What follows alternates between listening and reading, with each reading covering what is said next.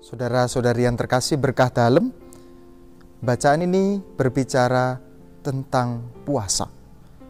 Jadi ada orang-orang yang datang kepada Yesus dan bertanya, "Guru, mengapa murid-muridmu tidak berpuasa, sedangkan kami dan juga murid-murid yang lain berpuasa?" Saudara-saudari yang terkasih, Yesus ingin meletakkan makna puasa pada arti yang sebenarnya.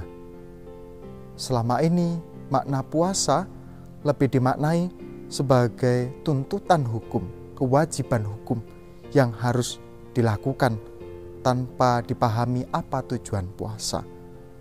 Yesus ingin mengatakan bahwa setiap cara hidup itu merupakan bagian dari penghayatan iman.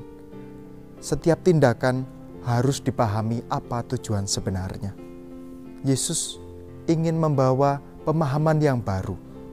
Tradisi yang lama harus dimaknai secara baru, karena konteks suasana juga baru.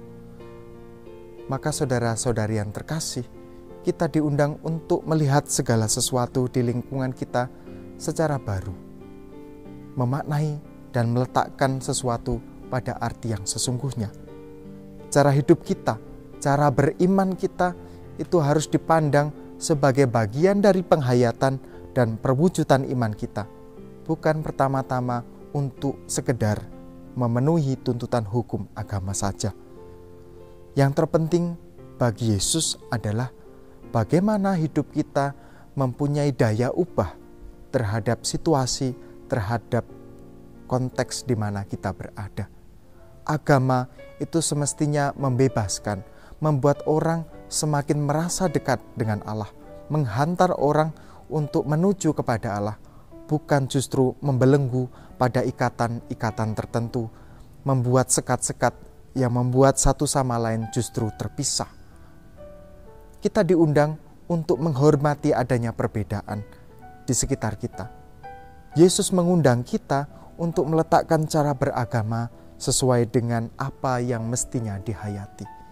Maka saudara-saudari yang terkasih, dalam situasi kita pada zaman ini, di mana orang terjebak pada penghayatan agama yang kurang tepat, yang lebih menitik beratkan pada kewajiban-kewajiban agama, kewajiban-kewajiban moral. Tetapi Yesus mengundang kita untuk melihat apakah peran agama dan hukum-hukum agama itu membawa kita semakin dekat dengan orang-orang di sekitar kita, semakin membawa suasana damai, semakin membawa suasana sukacita. Hadirlah di situ damai sejahtera bagi setiap orang yang hadir di lingkungan kita. Maka saudara-saudari yang terkasih, mari kita melihat dengan cara pandang yang baru, hidup yang baru, hidup yang penuh warna, hidup yang saling menghargai perbedaan-perbedaan. Perbedaan itu semestinya dihayati sebagai bagian keanekaragaman. Betapa Allah sungguh kaya menciptakan orang dengan keunikannya masing-masing, dan itu memperkaya kita.